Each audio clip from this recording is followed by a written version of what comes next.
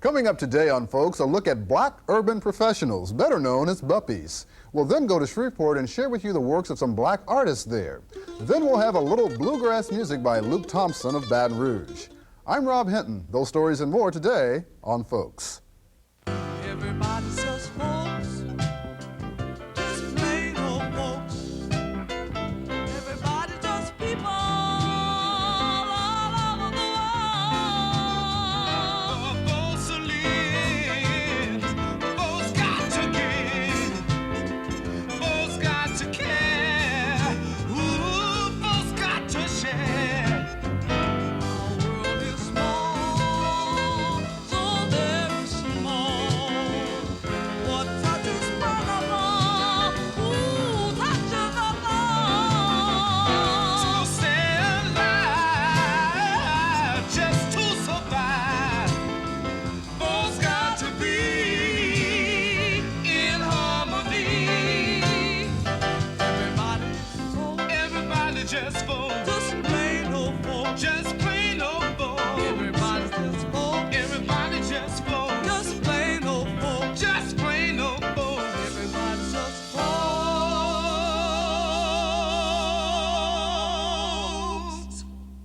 Hello, everyone, and welcome to Folks. We have a very fascinating story to kick off today's show, a story about a group of people who are growing in numbers. They are called BUPPIES, Black Urban Professionals. Who exactly are they? Well, here's Sonya Masingale to tell us all about them. This is a test. Are you between the ages of 25 and 45? Are you black and did you go to college? Do you hold a professional position? And most importantly, do you make upwards of $30,000 a year? If you do, you're a BUPPIE. And black urban professionals are making the news in record-breaking numbers these days. We found that BUPPIES are more than just carbon copies of yuppies. Let's take a look at 4 young people under the age of 35 who are making their version of the American dream come true. Meet Mark O'Riley of Shreveport. Mark has a law degree from George Washington University and recently passed the Texas bar. Mark works for IBM as a systems engineer. When I finished school in Washington, I wanted to go into communications, specifically legislation, and I didn't have a lot of background in information systems in that type of area. And IBM and a couple other corporations were good companies to come to, and this wound up to be the best one to come to get the experience that I needed.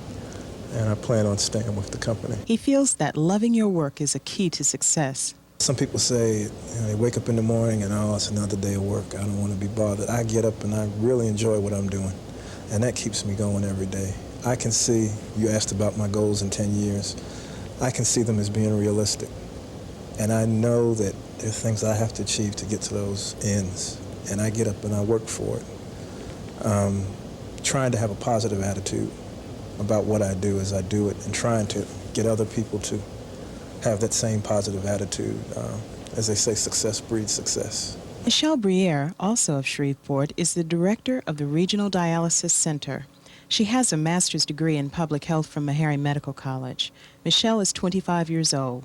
What is success for Michelle? Hey, when I have designed some kind of plan and put it to work and it works, that's when I feel successful. But on days where I don't get things accomplished or when things are not really going as I'd like them to, I don't feel successful. Having a high-profile career and being single often conflict. I think for the most part, men will say that they want an independent female, but when they meet her, they discover that's not what they really want. I think that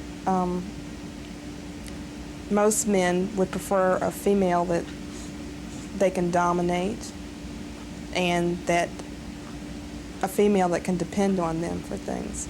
And a lot of men have told me that I give them the impression that, I could just very well live by myself and, live on my own. And I usually tell them, well, sure, I could support myself. If that's what you're talking about, sure, But I guess I am a very independent person. Kerry and Loretta Pourciau of Baton Rouge are in their early 30s. Loretta is an accounts representative for Baton Rouge General Medical Center. Kerry is the Economic Development Officer for the city of Baton Rouge. This busy couple is accommodating both careers, 2 children, and the renovation of their house. This is a challenge, yet fulfilling for both partners. Well, I took a year and a half off, when I had our oldest, John, and spent some time with him at home for his first 18 months. And that was nice, you know. That meant getting out of the work arena for 18 months, which can hurt, you know, your career or whatever you're into. I felt it hurt. Being in a medical field, things change constantly, and to be away from it for that long, you know, definitely changes had definitely occurred, and it takes time to pick up again. But if I had to make the choice again, I would definitely stay home. You know, I do have guilt feelings that I didn't stay home with Chris as long as I did with John. So, but it does affect your career. Family and career are priorities for Kerry and Loretta. However, there are some trade-offs. The focus of the achievements changes because if you want to be involved with your family, you necessarily have to focus in on that. And it affects your professional life in many ways. These are the BUPPIES, simply young people who want the better things in life and are willing to work hard to make it. How do they feel about the term BUPPIE? I know, it sounds awful. When I first heard the word, it sounded like something undesirable until you explained it to me. I think today that's a minority person and not necessarily a black, but may encompass lots of minorities that are finally reaching a successful point in their careers. They are seeing their dreams from childhood come true. Faddish, I don't know. And I don't really like fads. So I don't want to be a part of something that, you know, because everybody else is being this way or doing these things, unless it's, you know, a positive thing. BUPPIES have been characterized as having a lack of concern for the black community. We found that this just isn't so. I guess I sit on at least 5 different boards, and my thing is to improve the community. I have probably not focused in specifically on black activities as such, but activities such as the Family Counseling Service and the Cerebral Palsy Foundation, things that affect humanity. And that's just where my particular head is, you know. It's to help all of mankind. Well, just recently, I've contacted some people about getting involved. What I'd like to do is work with youth in the community. And I was discussing it one day with a friend, and we thought maybe the best way would be to maybe get a Girl Scout troop. And we're both professional people, and we felt like we had a lot to offer in that aspect. And that way we'd have, you know, constant contact with the same group of girls, and maybe we could be a positive influence in some way. What is it like when black urban professionals find themselves in situations where they're the only black urban professional or one of very few? Sometimes lonely, sometimes feeling socially isolated. And for the most part, the people that live in Shreveport are an older crowd that have been here for a long period of time, and they might have children my age, but their children don't live here anymore. So I still think that if I were white, I would have much more, materially and in every other respect. It doesn't mean that I cry in my pillow at night, because I love my life, and I've already identified myself as a successful person. God only knows why, you know, but I think in relative terms, I'd have to say that. If I didn't, I'd think the gods would punish me, you know, because I have been blessed so much. Is there a formula for being a black urban professional? There are certain common traits. Education and career preparation, certainly. Well, I always tell everybody it's luck, because I really had no intentions of staying in Shreveport. I saw the job advertised in the paper and just applied. And also, you know, that it doesn't take someone, you know, graduating magna cum laude to get a good job, that it just takes some good basic common sense and, you know, a willingness to be successful. I think the number one obstacle is one that says, I can't. And when someone says, I can't, then you won't. But if you go in thinking that, yes, I can, no matter what anyone says, you will do it. Just be persistent and you'll succeed. I take it all with a kind of both a grain of salt and a sense of humor, you know. I try to be very philosophical, and I try not to lose sight of my own ambitions. I wouldn't have it any other way. Of course, I've never been anybody else, but basically the challenge is so marvelous that I'm almost sorry for people who don't know all about that challenge. Life and everything is only as much as you put into it, and that's the same with marriage and your professional life. And so it's simply what I think the average young professional person would tell you, that it's all only as good as you make it. That sounds so cliche, but it's definitely true. Time now for a question from the Folks Almanac. This Pennsylvania congressman hails from Baton Rouge, Louisiana, and is presently chairman of the United States House of Representatives Budget Committee. Who is he? We'll have the answer for you later in the program. Recently, we visited the Louisiana State Exhibit Museum in Shreveport, where we viewed an exhibition entitled The Black Artists in Art. It featured the works of more than a dozen black artists from North Louisiana. Time now for a folks flashback, which this week takes us back about a year ago. It features a man who helped make genealogy a popular pastime. That man, of course, is Alex Haley, author of Roots. In October 1984, Haley visited LSU in Baton Rouge, and Folks was there. If you know much about your family's history, or whatever you know about it, that should be made just part of the children's awareness. I would try as much as I could to have those children exposed to grandparents. I think parents are fine. Obviously, they brought you in the world, but nobody can do for little children what grandparents do. We close today's show with a bit of music, bluegrass music to be more specific. Interest in bluegrass music is growing in Louisiana, and Luke Thompson of Baton Rouge has had a lot to do with it. Well, it's what we call Virginia folk music years ago, with a unamplified, with a fiddle and a guitar and a 5-string banjo and a mandolin and an upright bass. That's Luke Thompson of Baton Rouge, Louisiana, describing bluegrass music. And this is Luke playing one of his original bluegrass tunes, entitled Gray Eagle.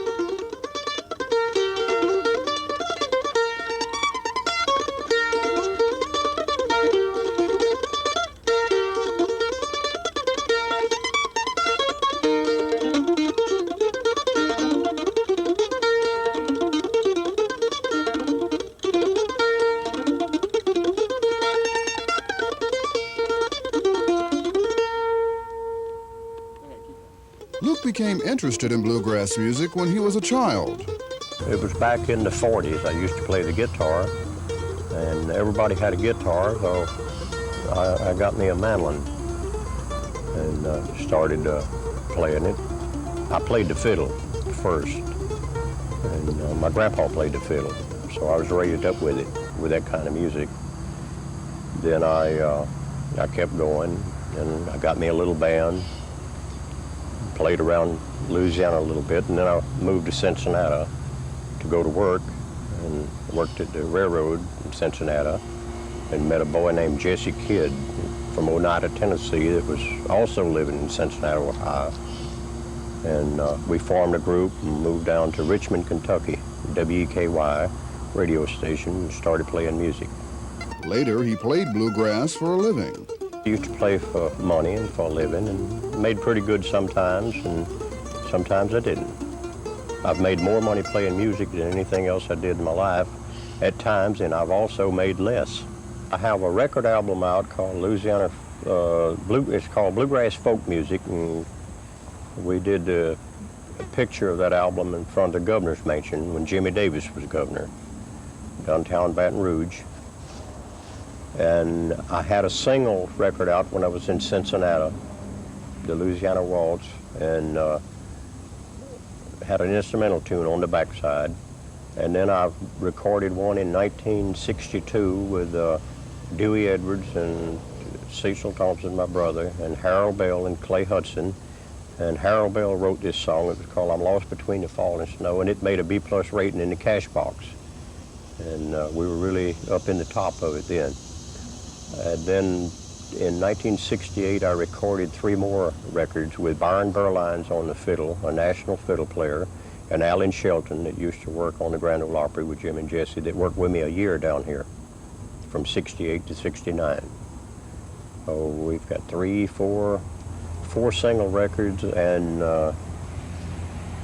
1 record album. Luke now spends a lot of time promoting bluegrass music at festivals throughout the state. Well, I'm a friend of Bill Monroe. I don't know whether you know Bill Monroe or not, the Bluegrass Boys. And we had been talking about finding a place to start a festival. So we started one in 1968 here in Louisiana. It was the first bluegrass festival that was ever started. And for that first show, I had Buck White and his family. They're known as the Whites now. That's Ricky Skaggs' father-in-law. And Buck and the girls was down here on that first show, and Jim and Jesse, the Cooksey family gospel singers from around Baton Rouge, and many more local people that plays bluegrass. Here are Luke and his stepsons, better known as Luke Thompson and the Green Valley Cut-Ups, performing at the Louisiana Folklife Festival.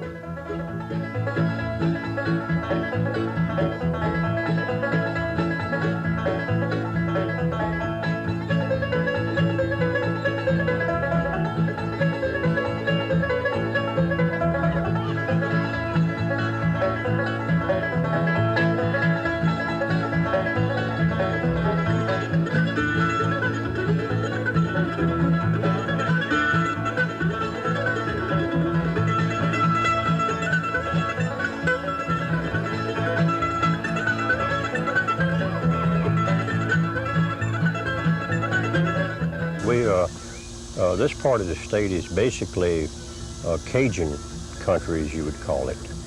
And you hear a lot of Cajun music. But those people was raised up in a different environment, a different lifestyle, and they wasn't accustomed to that kind of music because they wasn't exposed to it. That's the only reason why some of them don't play it.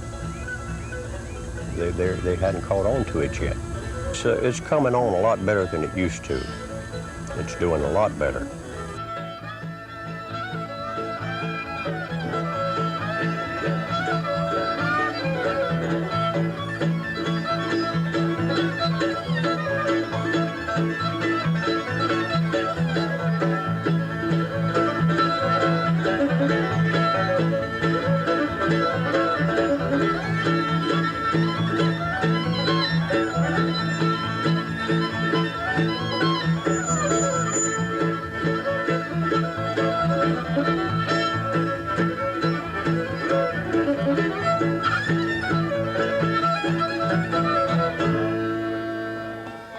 Not only does Luke play and promote bluegrass music, but he also makes instruments for those people who play it, particularly mandolins. I learned on my own, really. I had a friend who used to live in Muscle Shoals, Alabama, Mr. Herschel Sizemore, that played with the Dixie Gentlemen. And I was up in Nashville one weekend, and I always stopped by Florence, Alabama, and stayed with Roy Yarber. And I was telling Herschel we was looking at a 1923 Lloyd Lower mandolin that belonged to Tut Taylor. And I told Herschel, I said, oh, heck, I can make one like that. He said, yeah, about like me. He said, I know what it looked like. He said, it ain't no telling what it sound like. And 2 weeks later, I was back in Nashville, and I stopped by Rules, and I said, can I pick up some measurements on this mandolin? He said, yeah, what you gonna do, make some? I said, yeah. He said, good. He said, make them. He said, and I'll sell them. He had a music store. So I made one, and it was an identical copy to the Lloyd Lower mandolin, and it didn't sound good, but it looked good. So the second one I made, and I gave it to Buck White as a present. I had told Buck before I made the mandolin, he came down and stayed with me a couple of weeks here in Baton Rouge when he was living in Greenwood, Arkansas, when his daughters were real young, and the 2 youngest ones was crawling around on the floor. And he looked at his buddy Arnold Johnson and kind of laughed when I told him I was going to make him a mandolin. And about 6 months later, I went to Bean Blossom that year, and I gave it to him. And he's playing it. He's been playing it ever since, and it was a real good one. It's one of the better ones in the country. What would you say is in the future for Luke Thompson and bluegrass music here in Louisiana? Well, long as it's possible and the good Lord allows it, I'm going to play all the good, clean music I can. Okay, time now for the answer to today's question from the Folks Almanac. This Pennsylvania congressman hails from Baton Rouge, Louisiana, and is presently chairman of the United States House of Representatives Budget Committee. Who is he? Well, the answer is Representative William Gray, the first black man ever to chair the House Budget Committee. That's our show for this week. Thanks for watching. Next week, a look at the comedy team Chakula and Chink out of New Orleans, and we hope you'll join us then. Bye-bye.